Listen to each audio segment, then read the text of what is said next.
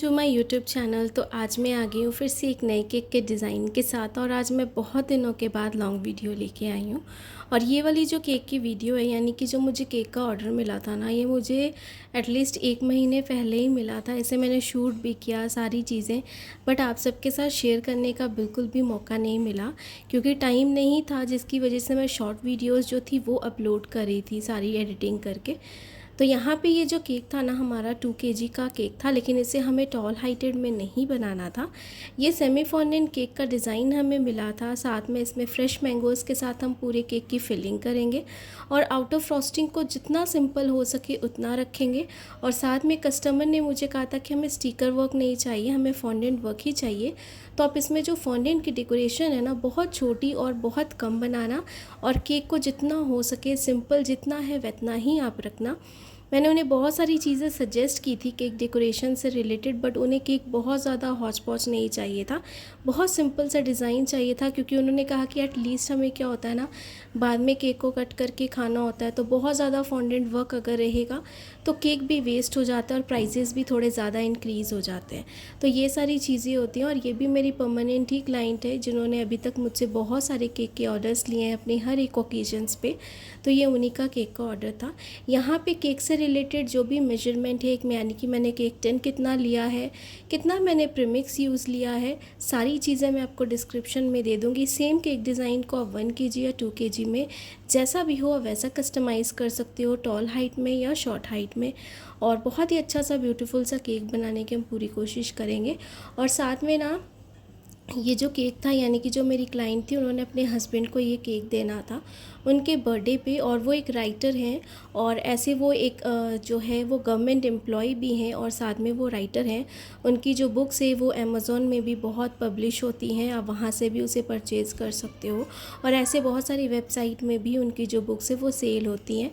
तो उनकी already 3-4 books थी जो पब्लिश हो चुकी थी, और एक और पब्लिश होने वाली थी। तो इसलिए उन्होंने कहा था कि छोटे छोटे बुक्स जो थी वो आप फॉन्डेंट के साथ बनाना, और साथ में एक हस्बैंड का एक अच्छा सा जो भी आप फॉन्डेंट के साथ बनाते हो, डॉल या कोई भी चीज़, आप वो बना देना। तो उस तरीके से उन्होंने मुझे कुछ आइडिया दिया था और कहा था सिंपल बिल्कुल रखना, बहुत ज़्यादा फॉन्डेंट वर्क नहीं चाहिए। तो बस उस तरीके से सारी चीज़ें करेंगे। यहाँ पे 1 बाय 1 क्रीम की जैसी हम लेयरिंग करते हैं वैसे ही करेंगे। क्रीम यहाँ पे मैंने ट्रोपोलाइट यूज़ की है, आप कोई भी अच्छी ब्रांड की क्रीम यूज़ कर सकते हो। मैंने बहुत बार अच्छी ब्रांड की जितनी क्रीम्स है सारी बताई है आप सबको। बट जो भी मेरे नए व्यूअर हैं जो फर्स्ट टाइम मेरे चैनल पे विज़िट कर रहे हैं, अगर आपको मेरी वीडियोज़ अच्छी लग रही है देखने में, तो मेरे चैनल को लाइक सब्सक्राइब शेयर ज़रूर करिएगा। ऐसे करने से मुझे काफ़ी ज़्यादा मोटिवेशन मिलती है कि जैसे जैसे मेरे सब्सक्राइबर्स जो हैं वो इंक्रीज़ हो रहे हैं, तो उन्हें मेरी वीडियोज़ अच्छी लग रही है देखने में। तो ये चीज़ हमें काफ़ी ज़्यादा मोटिवेट करती है, स्मॉल जो हम यूट्यूब क्रिएटर्स हैं उनके लिए। और बहुत अप्रिशिएट की बात हो जाती है कि हमें थोड़ा सा एक हौसला मिलता है कि आगे डे बाई डे और जो अच्छी अच्छी वीडियोज़ हैं आप सबके लिए क्रिएट करके हम लेके आएँ। तो बस बिल्कुल इस तरीके से जैसे हमने लेयरिंग की है वैसे ही लेयरिंग करेंगे अच्छे से। मैंने यहाँ पे ये जो मैंगो है ना, जो एकदम ज़्यादा पका हुआ था ना, उसे मैंने लिया ताकि यहाँ पे ना ये थोड़ा जूसी टाइप का भी रहे, एकदम सॉफ्ट रहे, ताकि अच्छे से स्प्रेड करने में भी इजी रहे। और कोई भी हमें इसमें मैंगो क्रश यूज़ करने की भी ज़रूरत ना पड़े, ना हमें सोकिंग करने की ज़रूरत पड़े। तो मैं सोकिंग भी नहीं करती हूँ ब्रेड की, क्योंकि केक मेरा ऑलरेडी सॉफ्ट रहता है और मेरे क्लाइंट को बहुत ज़्यादा मीठा पसंद नहीं है केक, और सॉगी केक नहीं पसंद है, इसीलिए मैं शुगर सिरप के अवॉइड करती हूँ। बट जब मुझे कस्टमर कहते हैं कि आप जो है शुगर सिरप के साथ ही हमें अच्छे से जो है केक को सोक करके देना, तभी मैं करके देती हूँ, अदरवाइज़ मैं नहीं करती हूँ। या फिर कभी मुझे विंटर्स में लगा कि अगर ब्रेड थोड़ी सी हार्ड हो गई है या फिर ओवर बेक्ड हो गई है, तभी मैं यूज़ करती हूँ, उसके अलावा मैं नहीं करती हूँ। बट आप जैसे कंफर्टेबल हो, आप जैसे अपने कस्टमर्स को केक प्रोवाइड करते हो जिस तरीके से, आप बिल्कुल वैसे ही दीजिए। क्योंकि आपके कस्टमर्स का टेस्ट अलग है, मेरे कस्टमर का टेस्ट अलग है। आपकी सिटी पे, आपकी जगह पे कैसे केक्स चलते हैं ये आपको ज़्यादा पता है।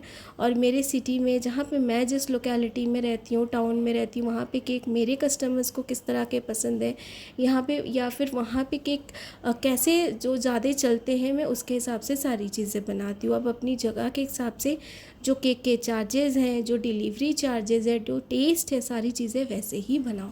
बस मैं इस वीडियो में आप सबको एक आइडिया देती हूँ और जो भी चीज़ें होती हैं वो शेयर करती हूँ कि मैंने कुछ भी चीज़ें सीखी नहीं है, जो भी खुद से सीखी और उन्हें इम्प्रूव करते करते आज मैं यहाँ तक आई हूँ, वही सारी चीज़ें मैं अपने केक बनाते हुए वीडियो में आप सबके साथ शेयर करती हूँ डे बाय डे।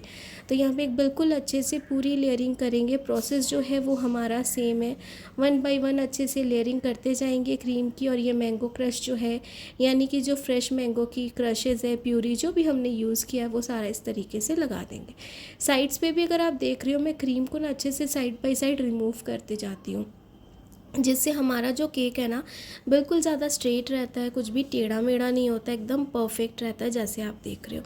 और इस केक पे कोई भी कलर कॉम्बिनेशन हमें अलग से नहीं करना है, सिंपल वाइट क्रीम के साथ ही इस केक को पूरा का पूरा हमें कवर करना है। और ये जो केक है ना, इसे मैं शाम को ही बना रही थी क्योंकि और भी मेरे ऑर्डर्स थे, लेकिन इसे बनाने का टाइम मुझे लेट मिला और मुझे पता था कि सिंपल केक है, इस पर कोई ज़्यादा तामझाम नहीं है, सिर्फ फॉन्डेंट वर्क हमें बनाना है। तो फॉन्डेंट वर्क मैंने बना के रख लिया था।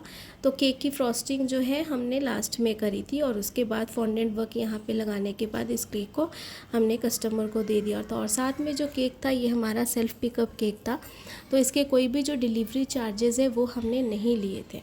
तो बिल्कुल अच्छे से क्रीम को लगाएंगे जैसे हम लगाते हैं। आप पैलेट नाइफ़ के साथ या फिर जो स्टील वाला स्केल होता है उसके साथ भी आप इसे यूज़ कर सकते हो। तो बिल्कुल अच्छे से क्रीम को लगाने के बाद स्क्रैपर के साथ जैसे हम साइड वाली एजेस को क्लीन करते हैं ना, वैसे ही हम करेंगे। और जब भी हम स्क्रैपर के साथ ये प्रोसेस करते हैं ना क्रीम को बिल्कुल इवन करने का, इसके लिए हमें जो स्क्रैपर है ना उसे बहुत सॉफ्टली हमें पकड़ के और इसे हैंडल करना पड़ता है। बहुत ज़्यादा प्रेशराइज़ नहीं करना है आपको स्क्रैपर को, नहीं तो जो भी क्रीम है ना वो आपकी निकल जाएगी बहुत ज़्यादा और जो ब्रेड क्रम्स हैं वो आपके दिखने लगेंगे। तो इसलिए बिल्कुल आराम से आपको करना है। जो राइट हैंड होता है उसके साथ पकड़ के लेफ़्ट हैंड से एकदम स्लोली आप जो है जो टर्न टेबल होता है उसे बस घुमाते जाइए राउंड राउंड, और एकदम अपने आप खुद ब खुद जो क्रीम है ना हमारी वो इवन हो जाएगी। टॉप सरफेस से भी जो एक्स्ट्रा क्रीम है उसे भी एकदम अच्छे से रिमूव करेंगे। और टॉप को ना, यानी कि जो टॉप वाला कैनवस है उसे हम बिल्कुल प्लेन नहीं रखेंगे, स्विल्स के डिज़ाइन बनाएंगे, क्योंकि ऊपर में ना बहुत ज़्यादा डेकोरेशन नहीं है। तो इसलिए हमने सोचा कि स्विल्स के अगर डिज़ाइन बनाएंगे ना तो थोड़ी सी अच्छी लुक हो जाएगी केक के ऊपर। तो बिल्कुल आराम से एकदम सॉफ्टली जो है पैलेट नाइफ़ के साथ सेंटर पर रखेंगे और उसके बाद जैसे हम स्विल्स के डिज़ाइन बनाते हैं वैसे ही हम बनाएंगे यहाँ पर, और उसके साथ डिज़ाइन काफ़ी ज़्यादा अच्छा हो जाता है। तो बिल्कुल अच्छे से इसे बनाएंगे। और जो साइड पे क्रीम लगी है बोर्ड पे उसे भी हम एकदम रिमूव कर लेंगे अच्छे से, किसी भी नैपकिन के साथ या फिर आप किसी भी जो किचन टॉवल होता है उसके साथ इसे रिमूव कर सकते हो। तो पैलेट नाइफ़ के साथ जो सेंटर पे रख के अच्छे से इस तरीके से हम बना लेंगे स्विल्स के डिज़ाइन।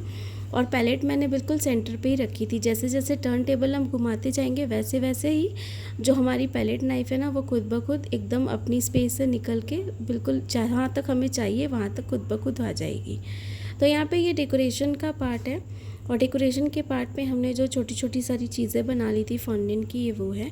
तो ये बॉडी पार्ट का लोअर पोर्शन है, यहाँ पे जो हमने बॉय बनाया ना तो उसकी ये पैंट हमने बनाई इस तरीके से, पहले यू शेप की बना ली, उसके बाद इस तरीके से इसे क्रॉस करके ब्लैक कलर के शूज़ इस तरीके से हमने बना लिए कुछ ऐसे। और फॉन्डेंट की जो ये डॉल्स वगैरह किस तरीके से बनानी है मैंने बहुत पहले अपनी वीडियोज़ में शेयर किया है, तो आप सब पहले की जो मेरी वीडियोज़ है वो भी जाके देखो। आई होप कि आपको वो सारी वीडियोज़ देख के भी सारी चीज़ें बिल्कुल अच्छे क्लियरली समझ में आ जाएंगी। तो टूथपिक के साथ जो है ऊपर वाला पोर्शन बॉडी का जो अपर पार्ट है वो भी हमने लगा दिया। और ये जो बुक्स थी ना इसे हमने इस तरीके से कुछ बुक्स पे लगा दिया था, ये वुडन स्टिक, और उसके बाद इसे इस तरीके से स्टिक कर दिया था। ये जो कमिंग सून लिखा हुआ है ना इसे हमने ये जो बॉय बनाया है इसके पास रखा। बाकी सारी जो बुक्सेज है जो उन्होंने जो राइटिंग जो की है बुक की, यानी कि जो स्टोरी उन्होंने लिख चुकी है वो सारी बुक जो पब्लिश हो चुकी है उन सब के नाम से इस तरीके से मैंने यहाँ पे रखे हैं। बाकी जो भी आने वाली उसके ऊपर मैंने कमिंग सून लिखा है, जैसे कि उनकी वाइफ ने मुझे कहा था बिल्कुल वैसे ही। और कोई भी इसमें डेकोरेशन नहीं है, बस बुक और ये जो फॉन्डेंट का वर्क है इसी के साथ है। बाकी इसकी ओवरऑल लुक आपको मैं दिखा दूँगी। और इसके कोई भी डिलीवरी चार्जेस नहीं है। जैसे मैंने कहा सेल्फ पिकअप केक है, तो उसके हिसाब से मैंने 2 केजी का फ्रेश मैंगो का फिलिंग वाला केक हमने बनाया है। किस तरीके से क्या प्राइजेज़ लिए वो मैं आपको यहाँ पे आगे बताऊँगी। बाकी ये पूरी ओवरऑल लुक है। मेरे कस्टमर को केक बहुत ज़्यादा पसंद आया था क्योंकि इसने हमें बहुत ज़्यादा सिंपल रखा था। पीछे में मैंने एक हैप्पी बर्थडे का टैग लगा दिया था और अगर आप देख रहे हो बहुत सिंपल सा केक हमने इसे बनाया था।